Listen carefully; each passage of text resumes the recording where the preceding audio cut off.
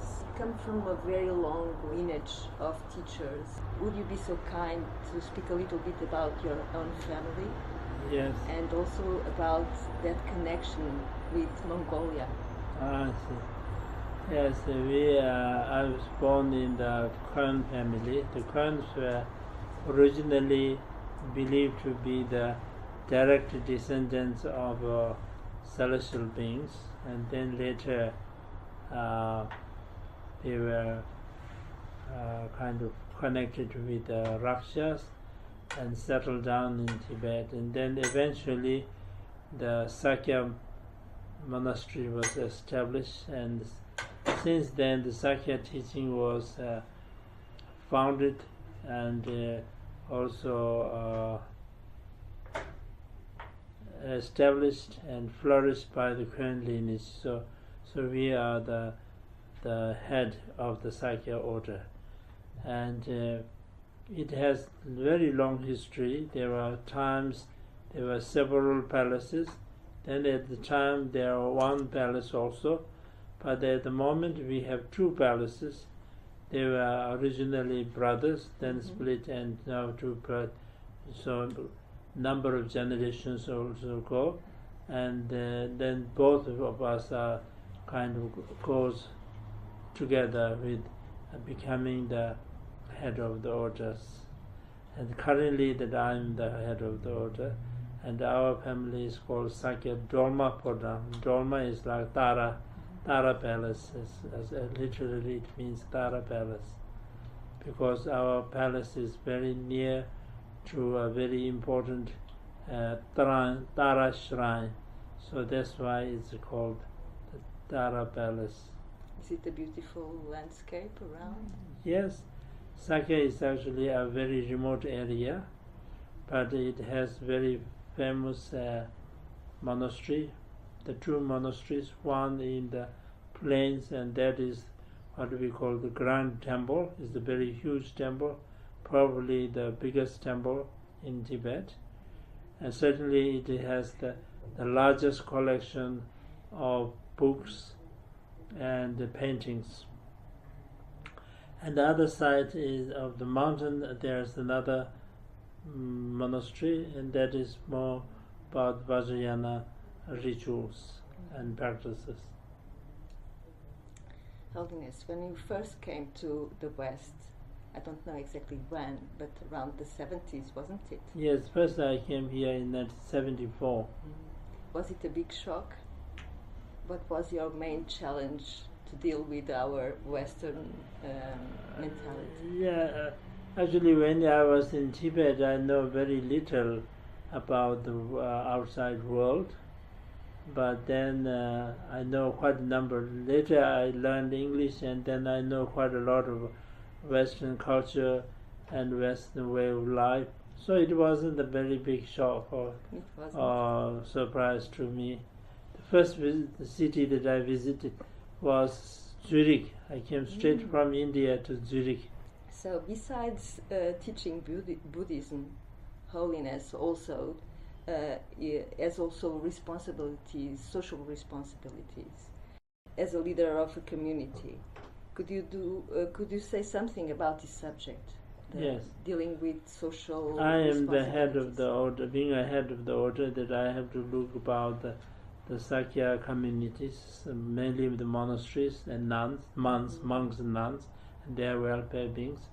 And regionally in India it was very difficult because we don't have any previously established monasteries, so everything we have to start from the grassroots, and so it was very difficult. But now we have quite a number of monasteries in India and Nepal, and then also we have centers almost throughout the world. We don't have any centers in Africa. Otherwise, we have centers in South America, North America, Europe, Asia, Australia, New Zealand. The message of Buddha is one of total freedom and extraordinary sense of service to all beings. What are the main obstacles to achieve this freedom? Main obstacle is, I think,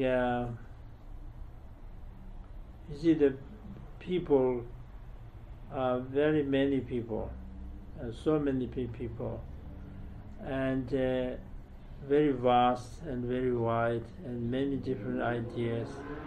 So of course it is very difficult in fact impossible to tame everybody's mind. But I think the Buddha's message carries a lot of meaning nowadays, especially here in the West. And so this will have a big effect on the general life, and is very positive effect. And I hear that many Westerners are very interested in learning Dharma, not only learning but also practice, and they already achieved great results. So this is a very encouraging for us to see. You know that in the West, adult people have to work long hours, and so we have less and less time to take care of our children and our elderly.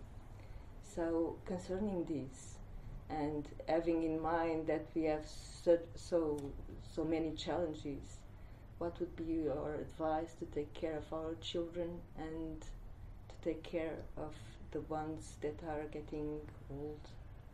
Yes, the physical taking care is of course important, but more important is to mentally, the loving kindness and the compassion is very important, especially for the children when they are grown up. I think the loving kindness is very, very important in their life.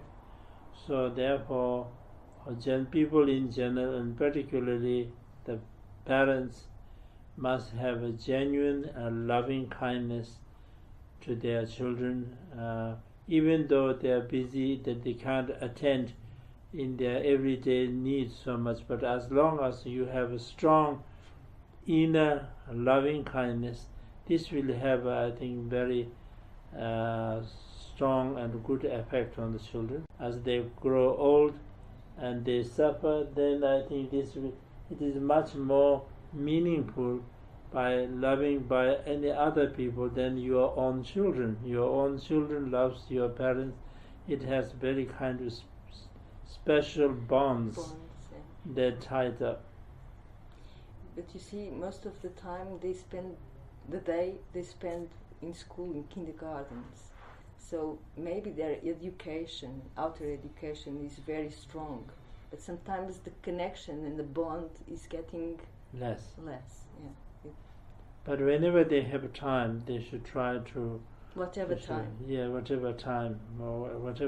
they get, they should try to spend with their children, and with a lot of loving kindness and compassion. The taking care will have a very strong effect. And how was it in the past in Tibet? Yes, Tibet actually the family bonds are very close, because unlike West, there's no distraction. People don't go out so much. There's no, apart from your own family work, your own fields work, your own mundane everyday work, there's no outside works that you need to attend. So the parents, children, and all live together. So the family bond is very, very close. And marriage is also very stable. The divorce is almost hardly known, olden society. But now things are changing. Too, in Tibet? Yes, in Tibet also. Shame. In the West, the number of people feeling depressed and lonely is greatly increasing. What can we do to prevent such states of mind? I think for them the best method is the spiritual cares and spiritual caring and instructions. Because when you have spiritual practice, then you don't feel lonely. You can have something to do. You can act every day, physically and mentally and verbally, that you engage to do your activities, so therefore you don't feel any lonely. This I feel for the Tibetan elderly person of Tibet is a great benefit, because they don't feel lonely, because everyone is reciting their prayers. The general public is, of course, the education is, even the religious education is very low, because all Tibet is very primitive and most people don't know how to read. So they don't know much about the Dharma, actual meanings. But the tradition has taught them to have a very strong faith in the Buddha, Dharma, Sangha, and then also a great compassion to even the tiny insects. They try to save their lives. So in this way, there is a kind of, they don't learn very much, but the natural habits, kind of the good tradition that been passed down from generations to generations is very, very good. So, Holiness, how can we cultivate happiness in our day-to-day life? It is all matter of mind. If the mind is happy, no matter how you feel, what problems you face, what challenges you have, you still can feel happy. But if your mind is not prepared, then even though you have everything, but you have a lot of complaints to do. So the thing is that we need the mental instruction, not necessarily to go through the religious trainings as such, but from the teachings, no matter what are your personal beliefs, you can still believe your own religion, your own whatever. But from the teachings, we can take the techniques to feel that there's no point in being kind of lonely and sad, because the thing, it is said by the great master Shantideva, that if it is something that is manageable, there is no need to worry. If it is something beyond our control, then there is no point to worry. So I think this kind of advice will help very much for the people who are having stress problems. Rinpoche, now I would like to ask your blessing for several associations that here in Portugal the Sangha is trying to work with. One of those associations is focused on homeless people. It's called Casa, and we have been working for a decade or so trying to improve and to feed almost 1,500 people in the streets all over Portugal. That was one of the associations that I would like to ask your blessing. Yeah, sure. I think it's wonderful to have such a foundation that this many people can feed, and they don't need to worry about their food. I think this is excellent, and I really rejoice and wish them complete success in their noble endeavor. Thank you, Rinpoche. Another association is Songtsen. It's an association for the preservation of Tibetan culture. And we try to make a connection between Portugal and the communities coming from Himalayas and in general, and from Tibet, Nepal, that are now establishing in Portugal.